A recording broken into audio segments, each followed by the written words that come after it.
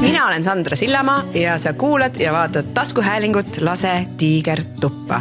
Me räägime julgelt ja ausalt teemadest, mis kõnetavad mingil moel meid kõiki. Minu kaassaatejuht on kliiniline psühholoog Dagmar Ainso ja see taskuhääling sünnib koostöös Eesti naisega. Head asjad sünnivad siis, kui sul on aega saada kokku iseendaga.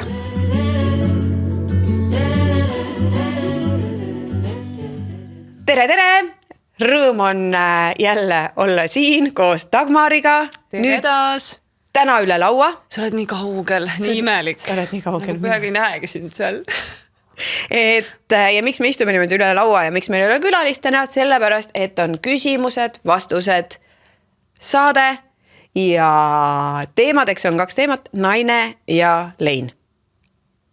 Vaatame, kuidas ma mäletan neid saateid ja me ju salvestasime ka järjest ja ma mäletan seda energia nagu, või siuke vibe'i nagu vahetust. Et kui Hanna-Liinaga oli siuke sädelev, nii lahe, ma võtan lõppu siuke leia endale oma naine, tore naine. Ja siis tuli lein. See oli väga ilus saade, aga selline oluliselt teise tempoga. Et huvitav, kuidas me täna need 2 asja niimoodi ühte mahutame. Jah, ja ma üritasin, kui ma panin Instagrami üles ka, et see ei tähenda, et naine ja lein, et ne peavad nagu koos olema. Et lihtsalt me iga kord küsimused vastu saates siis võtame 2 teemat, mis on just olnud ka, et võtame ette. Ja teisest küljest ma arvan, et iga naine ikkagi mingid leinaprotsesse elab läbi, sest ma arvan, et naine muutub juba elu jooksul väga palju või naise elu. Ilmselt ka meeste elu. Ja tegelikult me just siia jalutas rääkisime ka sellest, et ja ma võib-olla siis alustangi hoopis ühe mõttega. Jah, ma alustan ühe mõttega, mille küll ma loen ette, sest selle mõtte on kirja pannud Kristel Tuul, kes on üks väga äge coach, minge vaadake tema lehelt ja olen ise tema koolitusel osalenud, tõesti, kihvt naine, kes sai siis hiljuti emaks ja siis ta tegi sellise postituse. Vaat siin läheb küll see naiseks olemine ja lein täpselt kokku. Ja ta lubas selle ette ka lugeda. Iseenda ühe osa või versiooni leinamine ei käi ainult emadusega kaasas. Sa võid seda tunda siis, kui lahkud palgatööst, et luua oma unistuste äri ja tunned äkki puudust struktuurist. Aeglustad teadlikult enda elu ja tabad end mõttelt, kes ma siis olen, kui ma ei jookse pidevalt millegi poole. Või ütled ei, kui kogu elu oled öelnud jah ja jääd siis istuma vaikusesse, mis varem oli täidetud teiste ootustega. See ongi see vahepealne ruum, see püha, toores, segane ruum, kus vana identiteet on liiga kitsas, aga uus pole veel valmis. Koht, kus toimub tegelik muutus ja see väärib austamist ja lubamist. Kui sina naisena oled praegu seal, siis tea. See, et sa tunned leina, ei tähenda, et sa teeksid midagi valesti. See on märk, et sa ei ole nõus enam elama vastuolus iseendaga. See ei tähenda, et sa kaod, see tähendab, et sa avardud. Ja see avardumine, see on väärt kogu seda ebamugavust. Sest selle taga ootab elu, mis on sügavam, ausam ja rohkem sinu moodi. Tänaseks ma vaikselt kogen seda uut elu, kus ma tunnen ennast emana aina enesekindlamana, samas nautides ka uusi sügavamaid kihte naisena, partnerina, ettevõtjana, sõbrana. Ja see oli seda leina väärt, sest ma ei kujuta elu ette ilma oma tütreta ega ilma selle naiseta, kelleks ma sain tänu temale. Aitäh. Mic drop. Väga ilus ja see tõesti minu jaoks võttis nii hästi kokku sellega, tegelikult ka emadusega käib kaasas see lein, nagu me rääkisime see, et sa leinad oma eelmist versiooni ja sa saadki aru, et see ei tule tagasi. Ja minul oli hästi tugev esimese lapsega see, sest ma olin laval just, ta oli 3-päevane ja lisaloo ajal vaatasin seda 5000 inimest ise narkolaksu all selles mõttes, et valuvaigistit all ja siis mõtlesin, et appi, aga see laps ei kao kuhugi ära. Ja see ei olnud nagu selline, see ei olnud kuidagi nagu kurb selles hetkes, ma pidin samal ajal laulma ka ja siis tuli mingi siuke mõte, aga ma sain aru, et ma arvan, miski minu sees sai aru, et nüüd on jäädavalt nagu midagi on muutunud. Ja ma võitlesin sellele vastu terve aasta veel. Väga jõuliselt. Jah, et mingid muutused võivad olla ju väga toredad muutused, aga see mõte, et issand, me ei saa enam tagasi elu nii, nagu me oleme sellega harjunud. Seda on ikka nii raske endas kuidagi läbi seedida. Ja näiteks, mis ma olen ka mõtelnud, et näiteks trenni tehes, et see, et või kui on teinekord see raske hetk, et ei viitsi minna, siis mõtlen, issand jumal, aga ma praegu saan, ma ei taha tunda seda kahetsust või seda, et ma üks hetk, see tuleb see, et ma ei lähe jooksma enam.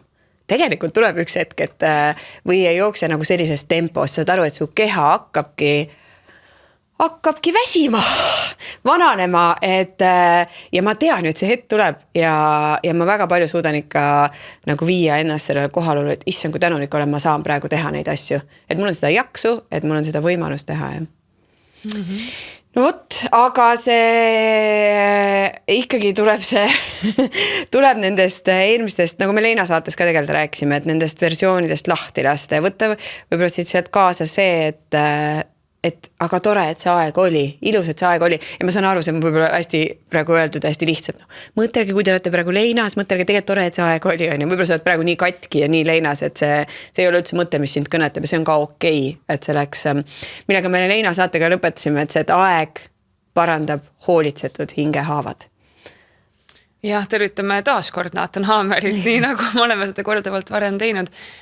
Ma jäin mõtlema selle peale, see lõik, mis enne ette lugesid, seal oli ka, kui ma ei eksi, mingi selline koht, et räägitud Leinast ja et see avardas, et see avardumise sõna oli seal.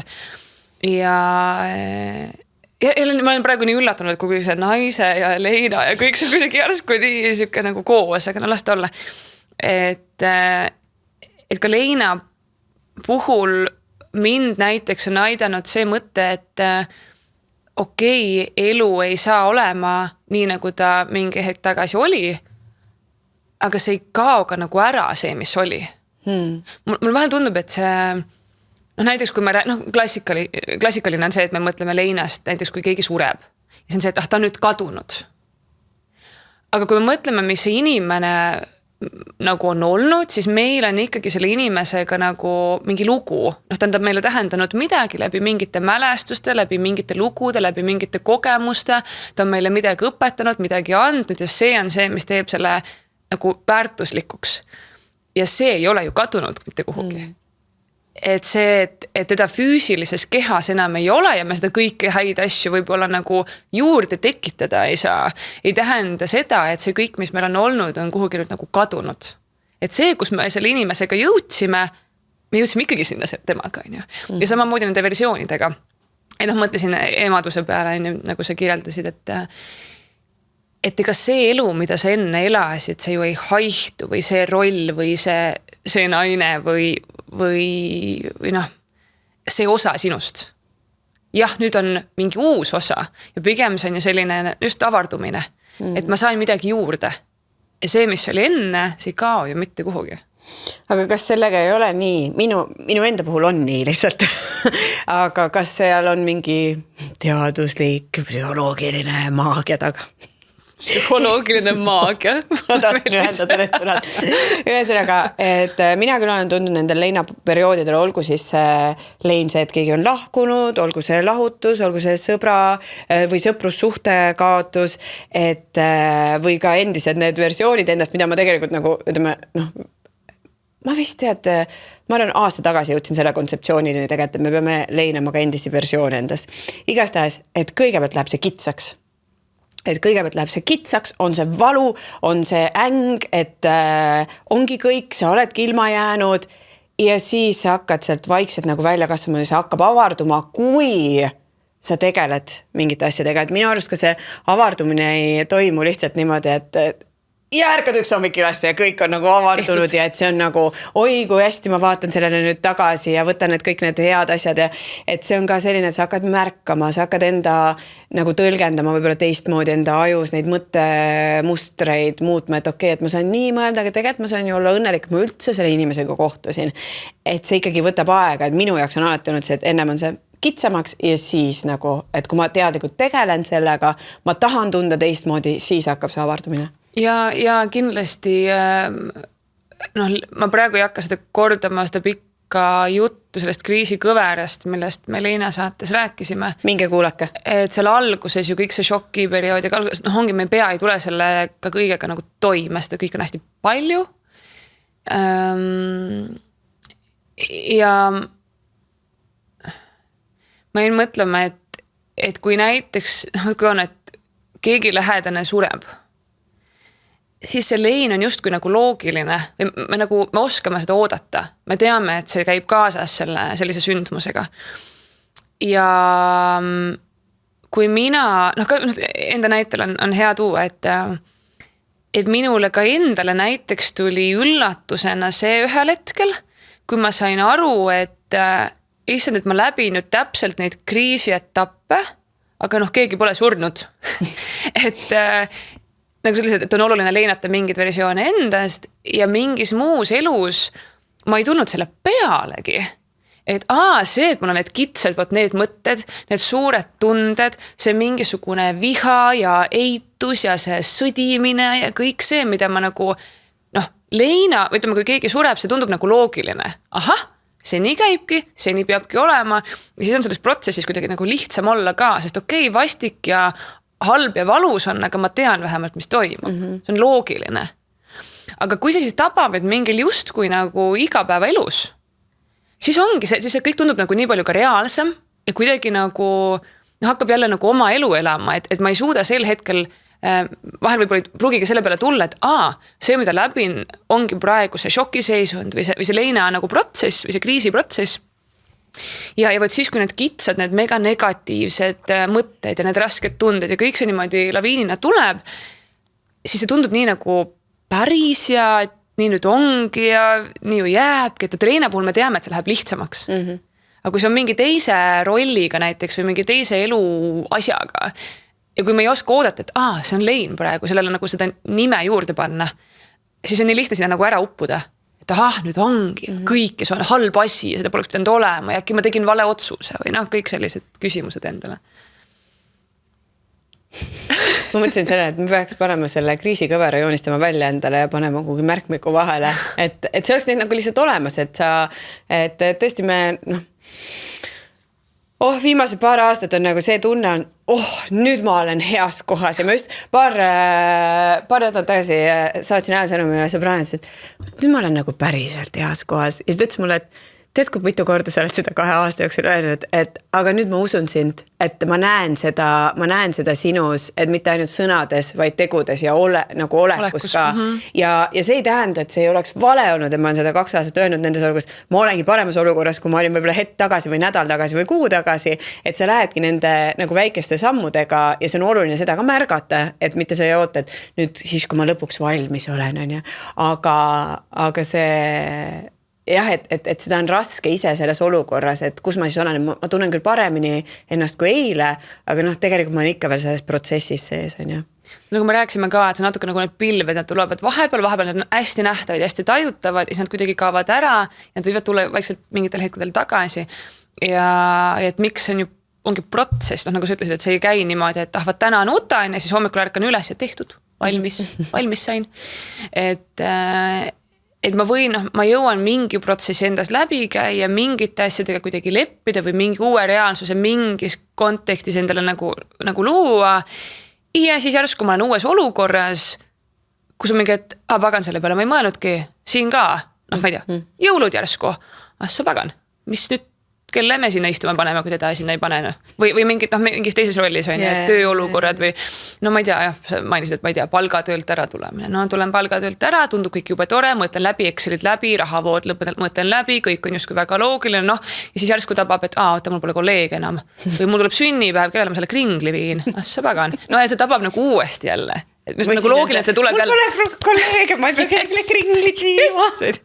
Suvalised nagu labased näited, aga ilmestada seda, miks ma arvan, see käibki lainetena, et me olemegi korrad, nii mõnus ja suudamegi näha, kuidas me oleme avardunud ja tegelikult oli ka hea see kõik ja ma saan aru nüüd, miks seda kõike vaja oli ja siis lataki tuleb mingi teise nurga alt teine asi, et mille peale me varem ei osanud nagu ette mõelda või seda ette nagu harjutada endas, siis me peame sellest läbi tulema ja ka tavaliselt see latakas teist korda enam niimoodi ei taba. Aga need võib tulla erineva nurga alt siis.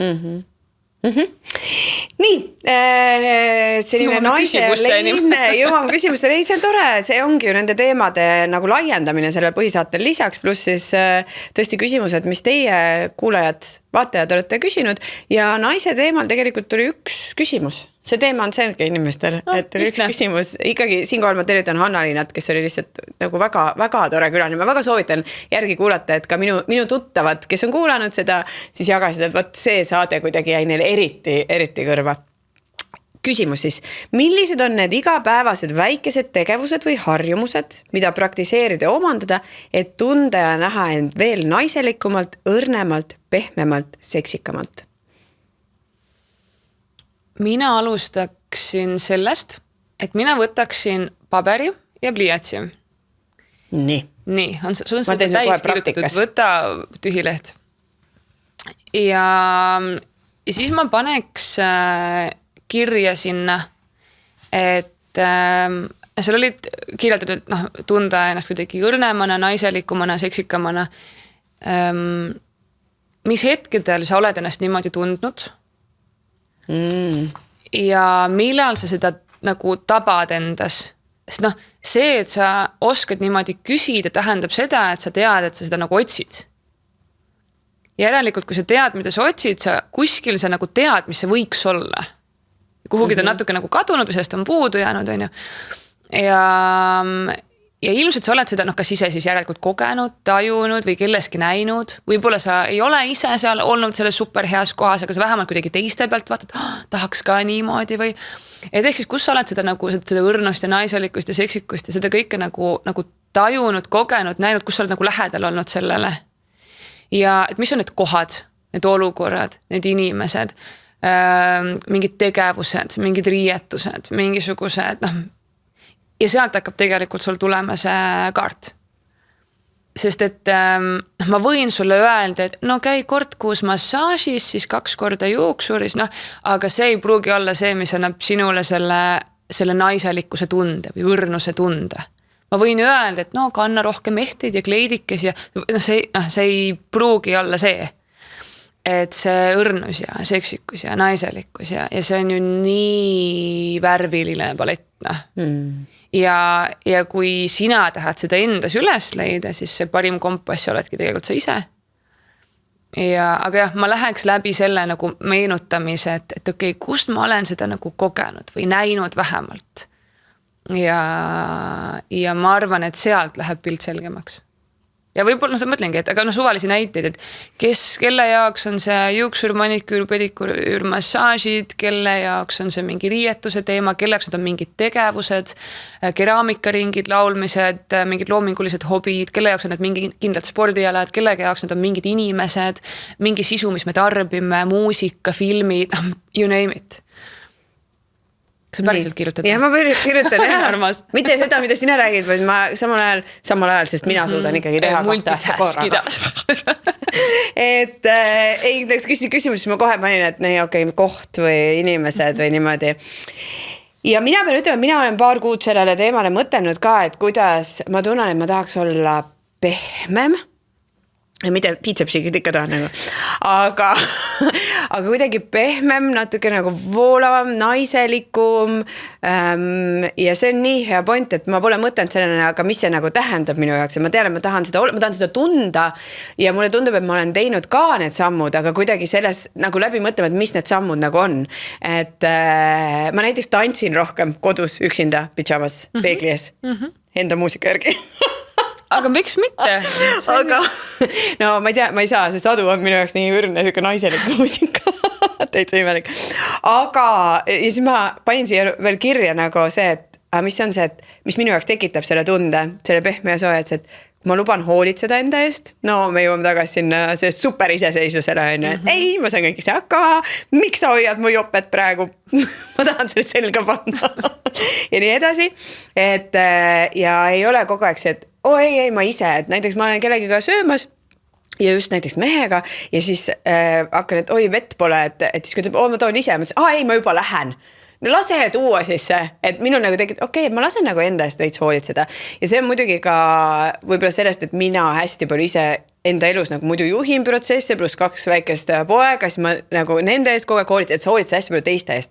Et siis on see, et ma panin siia kirja, et kui ma ei lenda peale nagu, et ma lähen kas või nagu töökeskkonnas hästi palju mehi on ja siis ma üritan nagu kõvatada nende, olla ka nagu nende tasemel ja see tekitab, see kuidagi juba hääletoon mul muutub, kas ma olen naiste või meestega on ju palju, aga siis sa kuidagi üritad olla nagu, mul ka teie sugune nagu, sest mulle tundub, et see tuleb jälle sellisest toimetulekumehhanismist seal, et kui nagu ikkagi ma alustasin seda või kuidagi sõidetakse üle. Siis oli see, tuled lavalt maha, poistele öeldakse, et kuule täiega hästi mängisid, sulle öeldakse, hea nägid välja. Siis ma see, nagu ma mängis ka jumala hästi on ja ka see, et mida sa ideid välja pakud, et on näha, et kui seda pakub mees välja ka meie seltskonnas, et siis see on kuidagi, nüüd vähem, ma räägin umbes siuke 10 aastat tagasi, et siis ikkagi nagu kuidagi võetakse.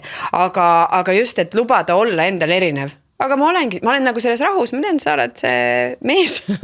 Mina olen see, ma saan ikka oma arvamuse öelda, ma ei pea selleks nagu võib-olla sama energiaga lendama peale. Nii.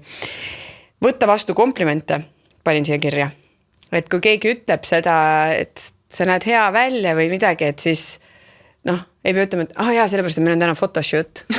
Või seda vabandama välja seda, kleidil on taskud, klassika on ja. Ja siis ma võin ka, et riietus näiteks on ka minu jaoks see, et siis sa ei käi iga päev ma ei tea, kotis stressidega, mis on ka väga mõnus, mulle meeldib väga autoga sõita super, ei pea olema kogu aeg kontsakingad on ja.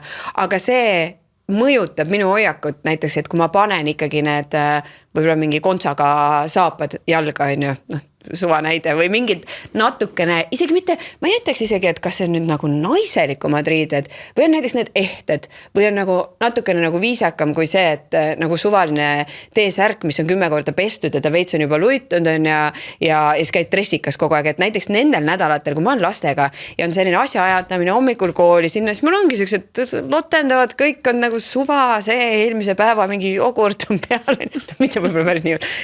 Aga ega ma ei tunne ka ennast väga naiselikult, nagu ma olen teises rollis seal, ma olen ema rollis, ma tean, ma olen super hea ema seal ja ma teen ja see fookus on mul lastel. See fookus ei olegi see ei peagi olema seksikas ja naiselik ja õrn selles kontekstis. Aga mu poeg küll ütleb vähem poeg, et teinekord, kui ma olen juuksed lahti, et emme, sul on palju ilusamini, kui sul on juuksed lahti. Et sellised nagu, aga see on nagu enda asi täpselt nagu see, et kellel on see maniküür, kellel on see, et ma ei tea, ma kleidi selga või mis iganes asi see on, mis tekitab selle.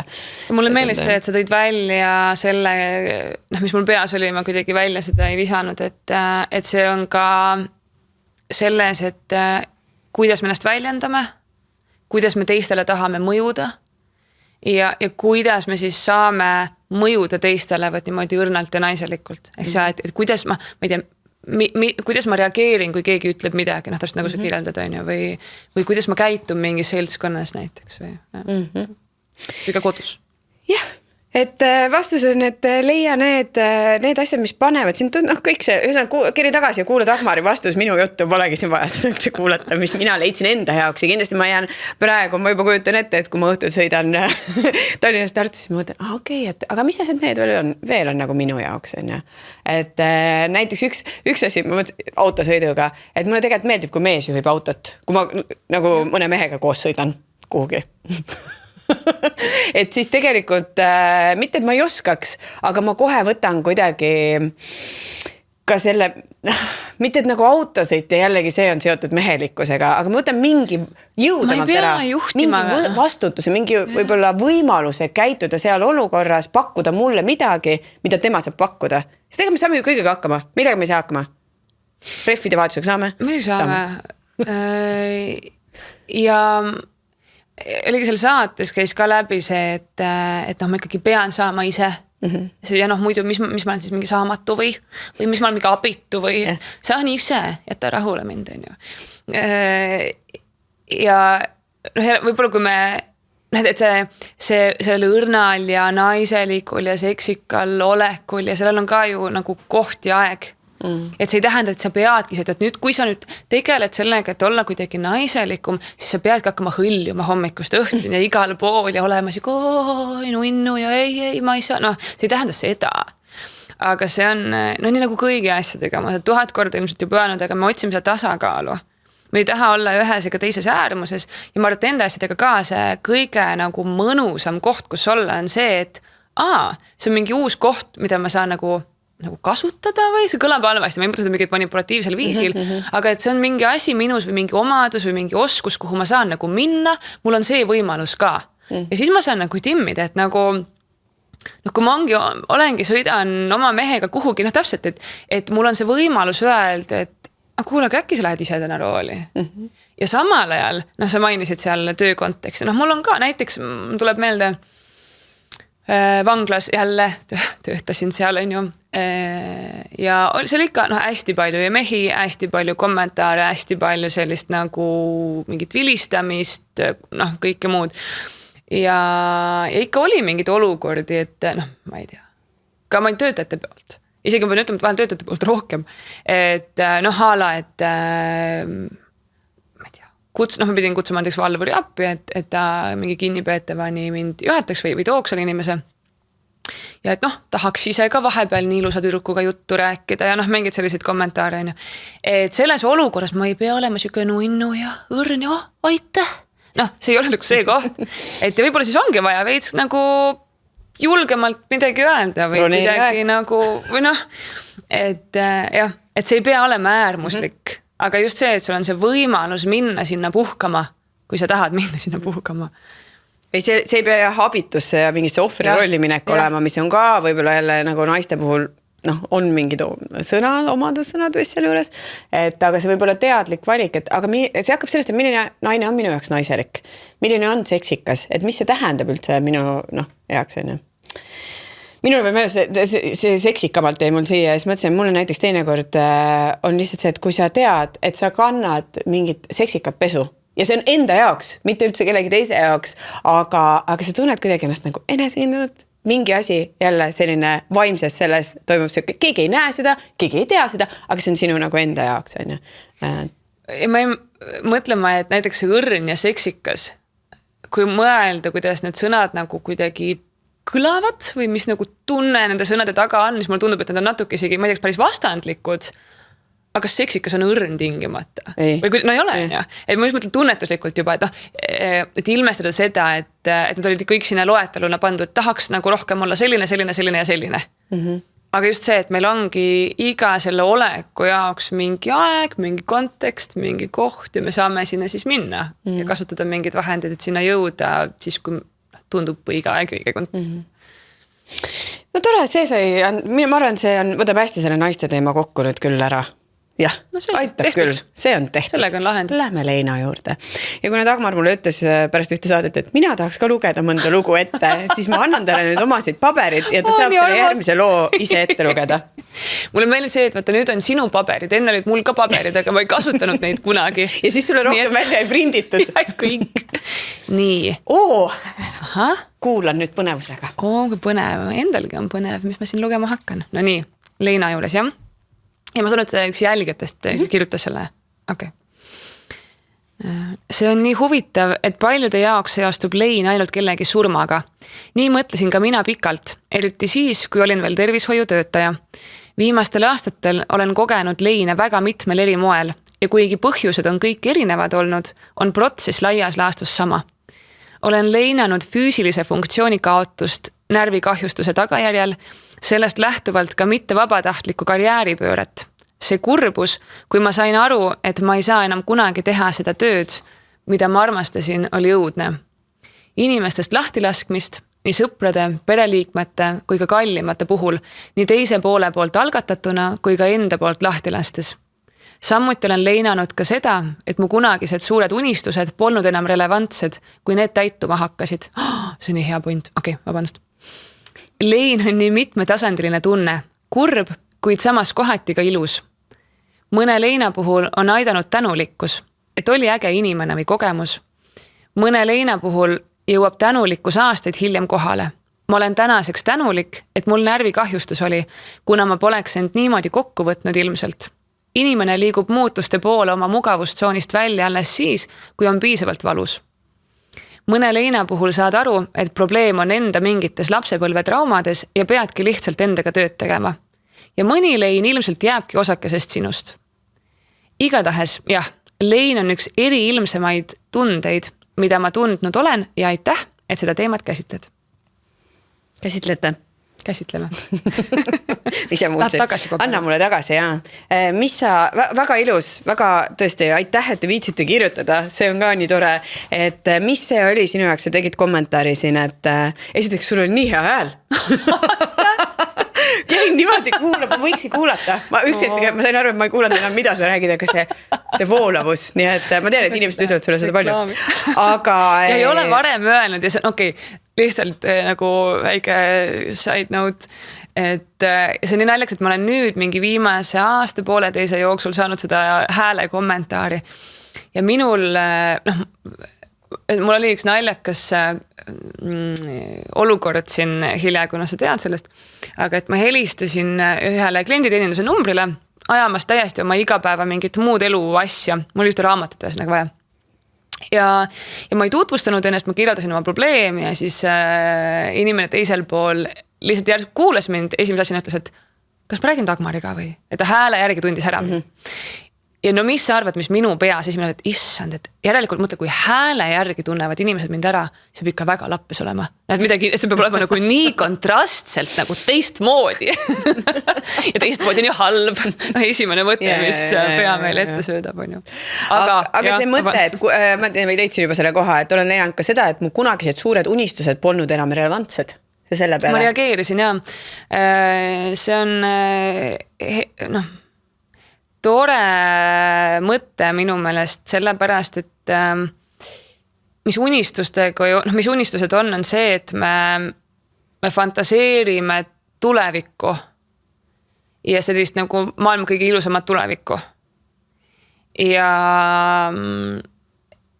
et kui mingil hetkel elu juhtub ja nagu me teame, tuleviku ennustamine tavaliselt ei ole super nagu, asjad ei pruugi niimoodi minna. Ja 1000 tegurit, mis võivad muutuda, mis tõttu see tulevikupilt ju võib muutuda. Aga et ka tõesti sest lahti laskmine, et ma justkui ju fantaseerisin endale mingi elu ja mingi tuleviku versiooni endast. Mul oli ju see mingi enda, ehk siis et üks asi on see mineviku versioonid, mis kaavad, on ju, näiteks ongi, et saan emaks ja siis mingid asju ma enam ei saa teha või kuidagi see mingi versioon endast kaab, mida ma olen juba elanud. Aga et see, miks mulle see meeldis see mõte, et unistades me ka justkui oleme elanud mingit versiooni. Ja siis kuidagi nagu me peame loobuma sellest oma ideaalsest minast, kes sel hetkel nagu selline tahaks ja see oleks ja see kõik tuleb ja nii lahe nagu. Ja kuidagi lahti lasta sellest, et kurat küll ei tulegi. Tundus ilus mõte. Ja seda öeldakse kui lahutuse puhul, et see, et mida sa mida sa leinad, ei ole ainult see, mis oli, vaid see, et kuidas sa oma elu ette kujutasid näiteks selle inimesega ka. Ja kas see natuke, ma ei mõtle, kas üldse leina puhul ei ole. Kas või võtame siis jälle, lähme tagasi selle juurde, kui mingid lähedased lahkuvad, et ma ütlen, et leina on ikka, see on nii enesekeskne asi. Tal on ju hästi juba. Aga me leiname seda, et mina jään nii paljust ilma. Et kas on natuke see sama asi, et meil on mingi idee, kuidas tulevik oleks olnud ja nüüd me leiname seda, et me ei saa seda tulevikku, mis me kuidagi arvasime, et meil saab olema. Aga ma selles mõttes mõistan, olen ise isa kaotanud, siis ta on olnud nagu nii suur osa sinu elust, et jah, et mingis osas see on isekas, aga teises osas on see, et aga kui ta ongi olnud või näiteks pikaaegselt, kes on koos olnud, et ta ongi, me elame ju sama väga sarnast elu, et mina küll ütlen alati seda, et tuleb jääda suhtes ka iseendaks, iseenda elu, see on niivõrd oluline, et meil säilib see ka, aga lõppkokkuvõttes, kui me igapäeva tegemised on nii seotud, et see on ikkagi, ma ei mõelnud isekas või enesekeskne üldse mingis väga negatiivse kallutatusega nagu kommentaarina, et lihtsalt, ma mõtlesin pigem nagu et tegelikult meil on valus, sest me mõtleme sest enda nagu perspektiivi läbi. Selles mõttes. Et ma arvan, et see tuleb niikuinii, see on valus niikuinii ja see peabki nii olema ja mitte, et kuidagi tühistada seda nagu protsessi või seda mõju. Aga et jälle mingi asi lihtsalt, mis mind ennast on nagu aidanud. Et tegelikult tal on okei. Ma praegu siin nutan iseenda pärast, et mul on endast kahju, et mina ei saa seda, mis ma arvasin, et ma tahaks saada. Ja see on lihtsalt kuidagi ennast on aidanud. Nii, mõned küsimused ka siis. Üks mõte veel tegelikult enne. Olen kogenud, et on lühike lein ja pikk lein. Pika leina puhul saad ise otsustada, millal seda enam tunda ei taha, ei vaja. Mul oli, kas meil ühe loo rääkida? Jaa. Mul oli kunagi üks klient 60+ ja tema kaotas terviserikke tagajärjel enda kaaslase. Ja see mõjus talle äärmiselt raskelt, ta sattus isegi haiglasse ja seal siis üks arst suunas ta minu juurde. Ja ta ei suunatud kohe, vaid sel hetkel, kui ta minu juurde, see oli niimoodi, et ta oli haiglas, seal see arst toimetas temaga, nad jäid niimoodi kohtuma ja see suunamine tuli vist äkki oli läinud paar aastat mööda sellest juhtumist ja siis ta jõudis minu juurde ja siis arst oli, et nüüd palun mine. Ja see inimene, see oli väga ilus armastuslugu olnud. Et tõestades, et parim sõber noorest saati, aastakümneid koos, imeilus armastuslugu. Ja seal oli palju detaile, mis seda muutis kuidagi tema jaoks nagu veel traagilisemaks. Aga tema päevad nägid välja ka sellised, et kaaslase jope oli täpselt seal, kus ta oli tol hetkel jäänud. Kaaslase saapad olid täpselt seal, kus ta oli neid viimati kandnud.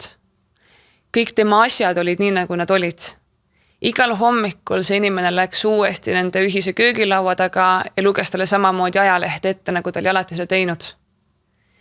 Vestles temaga samamoodi, küsis, kuidas ta päev läks. Ja niimoodi juba nagu oma jagu aega. Ja ma mäletan seda reaktsiooni, kui ma esimest korda ütlesin talle, me olime mingid korrad kohtunud ja kui ma esimest korda ütlesin talle, et võib-olla mingil hetkel on vaja need asjad kokku pakkida. Ja et mitte mingil juhul. Ja ta oli, ja tuleta meelde, et ta ju käis mööda arsti ja käis ka minu juures korduvalt, ehk siis ei ole ju midagi hullu, kui ta ei oleks valutanud samal ajal. Aga et ta oli lõksus seal nagu selles leina protsessis niimoodi, et ta ei suutnud sellest rattast või sellest nagu sellest reaalsusesse nagu tulla, sellest lahti lasta või aktsepteerida seda, mis oli juhtunud ja samal ajal ta valutas. Et taaskord see kriisi kõver, selle kõige alumine punkt on see leppimine, aktsepteerimine.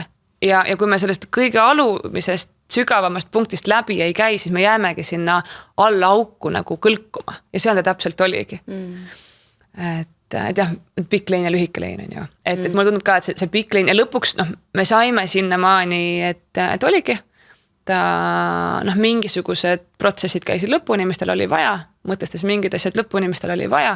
Ja siis ta tegelikult oli, ma mäletan siiamaani, kus ta ühel hetkel kohtumise lõpus me hakkasime lõpetama ja järsku vaatas mulle otsa, ütles, et tead mis, nüüd on niimoodi, et ma lähen koju ja ma pakin asjad kokku. Ja tuli ja kallistas mind ja kui ma ei eksi, siis see oli viimane kord, kui ma nägin teda ka. Et see lugu kuidagi seostus selle küsimusega, et see pikk lein vahel see on asi, milles me hoiame ennast kuidagi nagu ise. Ja peame otsustama, millal see on. Mina nägin jälle, toome palju näiteid Instagrami mingid riili, aga mõned on ikkagi väga toredad ka seal, kui sa jää mõttetult scrollima. Et oli see, et sa saad ise otsustada, et kas sa hoiad sellest kinni, millegi pärast oli see 12 minutit, 12 päeva, 12 nädalat või 12 aastat. Et siis me mõtlevad, et huvitav, et see on ikkagi, mingil hetkel on see otsus, et sa lased selle minna. Mis iganes asi see on, olgu siis inimese lein või enda versioon või täpselt lahkumine või mis asi on ja et jah. Nii, ma mõtlen, millise küsimuse ma valin siit. Kaotasin enda parima sõbranna eelmisel aastal suitsiidi läbi. Võtame selle, sest seda suitsiidi on ka ikkagi väga palju. ja olen tundnud ja mõelnud palju, kuidas mitte süüdistada ennast leinas.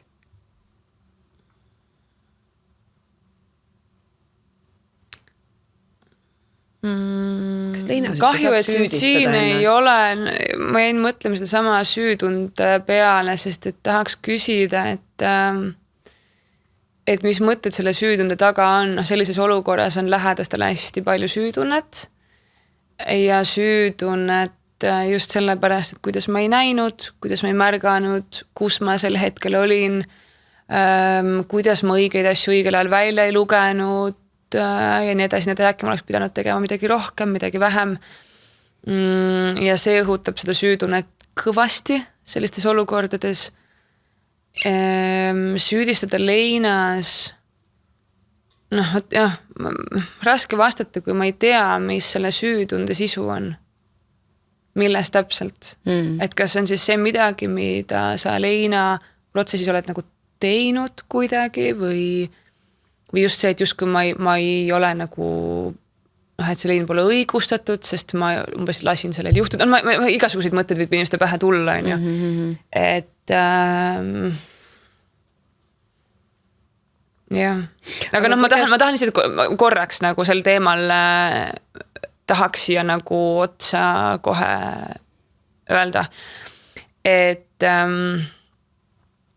suitsiidi me ikkagi meditsiini mõttes me käsitleme kui haiguse justkui nagu sümptomit ja seda, kui inimene, kui üks nagu organism hakkab ennast hävitama või pöördub nagu iseennase vastu, me ikkagi peame täna nagu haigussümptomiks. See on näiteks see, miks enesele ohtlik olemine on alus tahtest olenematule ravile nagu määramiseks. Täna see Eestis sellise käsitluse järgi on ju. Ja kui palju ma olen näinud neid lugusid ka, kus inimesed on näiteks siis teinud suitsiidkatse, ebaõnnestunult, keegi on jõudnud vahele, nad on haiglas üles ärganud, nad on olnud mõnda aega, näiteks psühhiaatrikliinikus ja pärast on niivõrd tänulikud, sest jumal tänatud, et ma sain abi sel hetkel. Et see läheb nagu justkui üle.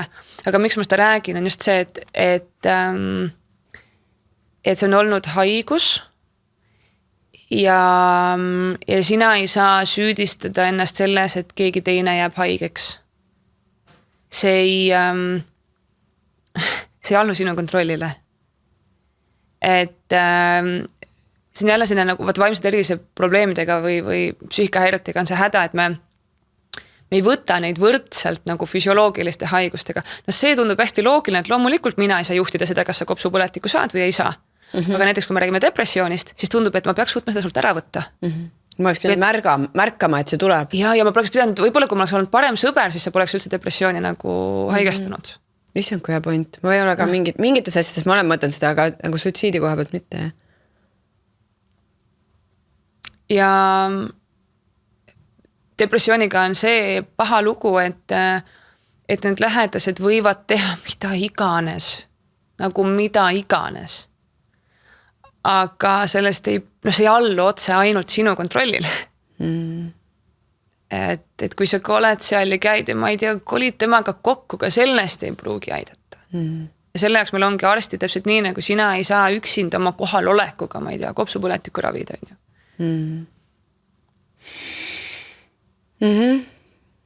Väga hea, ma tahtsingi tegelikult seda küsida jätkuks, et kui seda leina süüdistada ennast leinas, siis seda on nagu keeruline praegu lahata, et oleks vaja juurde detaile, aga seda just, et kuidas mitte selles suitsiidis süüdistada ennast.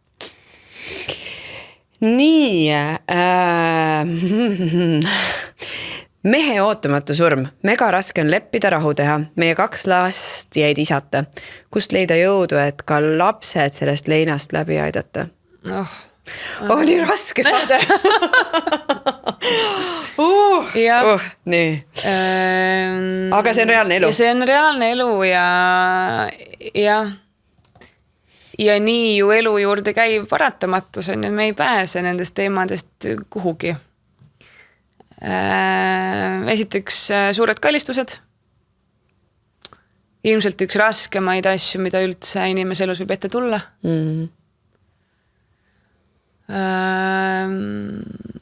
Minu esimene soovitus on see, et ankurda ennast igapäevaelu külge. Ehk siis nende asjade külge, et ma ärkan hommikul üles, ma teen selle pudru, ma saadan lapsed lasteaeda või kooli, ma ei tea, kui vanadest jutt käib. Ja ma suhtlen oma sõpradega, et ma jätkan oma igapäevaelu. Vahel see tundub Leinaga hästi kuidagi julm, et me lükkame inimesed kuidagi edasi elama. Aga ja ma täiesti saan ka sellest aru, et jälle oleneb sellest aja nagu perspektiivist, et kui see juhtus, ma ei tea, 2 päeva tagasi on okei, võtta paus ja nutta, on ju. Aga mingil hetkel nagu see ei aita. Et mingil hetkel, mida rohkem me anname endale põhjust nagu mõelda teistsuguseid mõtteid, seda lihtsam on. Et tunnete taga mingid mõtted ja mida rohkem kas või sunnime ennast olukordadesse, mis lihtsalt ei lase meil mõelda muust, isegi kui me tahaksime, siis tegelikult läheb natuke lihtsamaks tunnetuslikult ka. Otsi abi. On see psühholoog, on see hingehoidja, võib-olla on see mõni muu, võib-olla see on hea lähedane. Laste puhul sama, et lapsed, nad võivad sellest tulla täiesti ise välja.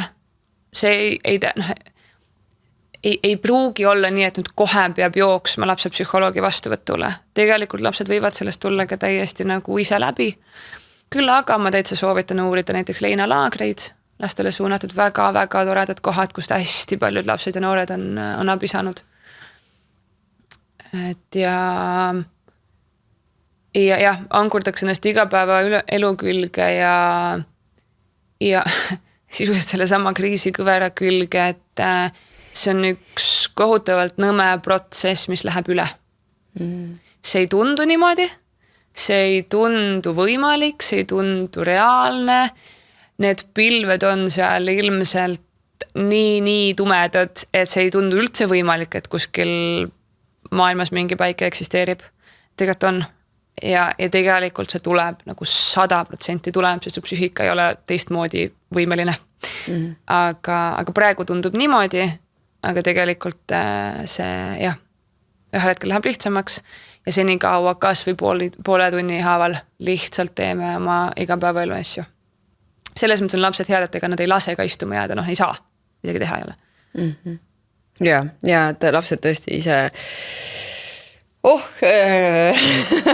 ja nad tood selle reaalse hetkesse hästi ja teine asi on, sa pead neid elus hoidma, et sa peadki tegelema nendega, et tegelikult see on üks Nii, võtame ühe küsimuse veel. Kuidas lahti lasta millestki, mille puhul mõistusega saad aru, et asi ei toimi ja teed endale haiget? Lahti lasta siis, kas et teha mingit muutusi elus või jääb nagu mulle, et ma teen endale haiget, et tundub, et see on mingi jätkuv olukord või jätkuv mingi tegevus, mis või tegelikult teeb haiget või suhe, mis iganes see võib olla.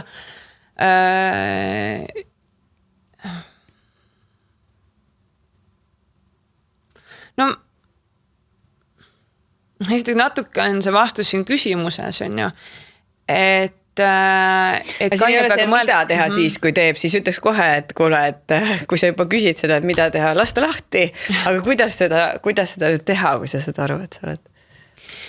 Miks ma hakkasin ütlema, et mulle tundub, et pool vastust on siin olemas, et läbi võib-olla kaardistada jälle, miks mitte teha seda kirjalikult, et mis see objektiivne olukord nüüd on. Ja et kui siin on juba see, et ma tean, et see teeb haiget ja kuidagi on kahjulik või ei tööta. Mis on siis see nagu objektiivne, reaalne olukord? Mitte see, mis sa tahaksid või mis sulle meeldiks või mis oleks tore, aga mis on see päris olukord? Ja näiteks sa võid mängida endaga seda mängu, et okei, aga kui sa ei muuda mitte midagi, jätka nii nagu praegu on, mis seisus sa aasta pärast oled? Mis siis, kuidas tundub nagu? Versus see, et sa praegu teed selle muudatuse, mis siis saab. Et kui sa juba tead, et see lõhub. Teine on see, et kui sa juba tead, miks sa sellest kinni hoiad, mis see sulle, nagu, mida sa arvad, et see sulle annab siis? Või mis eesmärki see olukord sul siis praegu nagu täidab? mis hirmu see leevendab, mis mingeid muid vajadusi sa justkui sealt olukorrast nagu edasi justkui üritad täita. Ja kas neid on võimalik täita mingil muul moel? Sa oled ikka nii tark. Ilus ja tark. Mulle meeldib, kuidas istud ka selle. Ei, ma kuidagi läksin sellest nagu nii palju nagu mõtteid ketta võtta, kui no nii peakski küsima, Nii, aga me võtame selle saate kokku ja ma loen siia lõppu ühe minu arust väga positiivse ja toreda loo veel, mis üks inimene jagas. Ma ei taha see mingit positiivset lõppu tahaks küll siia. Nii. Ja ehk siis, aga rasketest asjadest tuleb rääkida, neid küsimusi tuleb küsida ja ei saa ka alati sinna heade asjade alla matta, sest üks hetk niikuinii plahvatab sealt välja. Aga sinna tasakaaluks tasub luua neid häid asju või asju, mis toovad rõõmu ka elus, ka selles leinaprotsessis tegelikult, et sa võid olla, võib-olla minu jaoks üks suurim õppetunde viimase paari aasta jooksul, et sa võid leinata, sa võid olla kurb, sul võib olla kahju ja samal ajal tegelikult sa võid tunda neid õnnelikkuse hetki ka või rõõmu tuua enda ellu, ja see tegelikult on vajaliki, me võid või tegelikult sa peaks tegema neid, et mis on need väiksed asjad, et mis toovad seda rõõmu, mis tasakaalustavad natuke, et see kogu see kurbus ja kõik ei võtaks nagu täiesti üle, on ju. Ja mõtlen, meil on elus ju erinevaid nagu eluvaldkondi, meil on pere, sõbrad, mingid finantsilised teemad, tööteemad, tervis, hobid, on ju, mingid paarisuhted ja mulle tundub, et mida nagu rohkem ja sellised terviklikumaid nagu hästi kandvaid sambaid meil on, seda nagu lihtsamalt me läbi tuleme mingitest asjadest. Et ta ongi, et kui mul on sõpradega mingi täielik kriis, siis vähemalt ma ankurdan ennast näiteks, ma ei tea, töö või hobide või mingi muu, ma ei tea, paarisuhte külge justkui. Või kui mul on tööl on mingi tõsine jama, siis vähemalt ma tegelen hobidega, et see natuke nagu kompenseerib. Et ja ongi, et kui meil elu viskab mingeid muid väga raskeid asju ette, ja siis mul oleks see, kuhu minna. Ma ankurdan ennast oma sõprade külge, oma kaaslase külge, oma pereliikmete külge. Mul on see töö vähemalt, mis aitab mul mõtteid mujale saada. Mul on mingi lahe hobi, kuhu ma õhtuti, mul on koht, kuhu minna. Et mida rohkem meil selliseid nagu toimivaid valdkondi on, seda paremini me oleme kuidagi nagu turvatud või nagu kaitstud. Et meil on kuhu, see turvavõrku, kuhu langeda. Ma olen nõus kõigega, mida Dagmar ütleb. Lõpetuseks siis lugu. Jagan oma lugu ämma lahkumisest, kui olime elukaaslasega koos olnud kõigest 6 kuud kui sedagi. Kas sa tahad ise ette lugeda või? Ei, ma võin lugeda, ütlesin. Sa lööd lihtsalt nii ilusti. Ma lasen Dagmaril lõpetuseks lugeda siin loo. Nii mõnus oli sinu hääles kuidagi puhata. Kus sa mis lugema hakkasid? Aha, siin. Okei. See on pikem lugu. Pikem lugu, okei. Lugu ämma lahkumisest, kui olime elukaaslasega koos olnud kõigest 6 kuud kui sedagi. See kõik tuli väga ootamatult. Elasime elukaaslase vanemate majas, kuna renoveerisime samal ajal oma korterit, kuhu tahtsime peagi kolida. Sellel ühel hommikul muutus meie kõigi jaoks absoluutselt kõik. Ämmal oli 3 poega ja abikaasa, kes kaotasid kõige olulisema naise nende elus. Minu kui minija jaoks oli see väga keeruline koht, kus seista. Me olime elukaaslasega koos olnud väga lühikest aega. Mind oli küll nende perre vastu võetud, aga siiski oli mingil määral imelik tunne. Mis on nüüd minu roll? Kuidas peaksin käituma? Pole ju varem sellist asja kogenud, et keegi, keda armastan, kaotab endale väga olulise inimese. Peast käis läbi ka mõte, kas meie suhe jääb üldse kõige selle kaose taustal pinnale või puruneb. Varem oli alati ämm see, kes majas kõige kallal toimetas ja asjatas. Aed, kokkamine, koristamine ja muu selline. Kuna arusaadavalt elasid kõik teised pereliikmed lahkumist tugevamalt läbi kui mina, loomulikult oli ka minul väga raske ja leinasin samamoodi, siis mingi hetk tajusin, et olen justkui üle võtnud perenaise rolli. Ainukese naisena majas võtsin ohjad justkui enda kätte. Valmistasin süüa, rohisin ja hoolitsesin aia eest, koristasin maja ja nii edasi. Praegu kõike seda kirja pannes tundub see justkui üleolev käitumine või ma ei teagi. Samas ma ise tunnen, et see oli miski, mida ma pidin tegema, et nemad saaksid rahus leinata ja et nad ei peaks muretsema kõige muu pärast. Olin nende jaoks alati olemas ja samas usun, et aitasin neil vaikselt kohaneda mõttega, et peavad üksi edasi toimetama ja hakkama saama. Mulle meeldib, et üksi on pandud siin jutumärkidesse. See on jälle väga tore. Minu jaoks oli perenaise rolli minemine või õigemini sattumine, aga väga suur samm neiust naiseks sirgumisel. Kindlasti ei oleks ma täna just selline naine, nagu olen, kui seda kõike poleks juhtunud. Läbi elatu pani mõtlema väga palju erinevatele asjadele, tänu millele tean täna väga täpselt, milline naine ma tahan olla, milline ema tahan paari aasta pärast olla oma lastele, milline eeskuju tahan olla. Ja mis kõige tähtsam, kui oluline on hoida kokku ja olla ka nendel kõige raskematel hetkedel teine teisele olemas. Isegi kui algul tunnetki end ebamugavalt ja ei tea, mida teha või kuidas käituda. Paraku mõjutavad just sellised rasked hetked meid kõige rohkem ja mina olen arvamusel, et sellised rasked hetked kas liidavad või lahutavad inimesi. Minu loo põhjal võib öelda, et läbi elatu liitis meid kõiki. Poegade omavahelised suhted on paremad ning ka minu ja elukaaslase 6 kuust on saanud mitu imelist aastat. Nii tore, aitäh. Lõpetame selle looga siis ja ega midagi.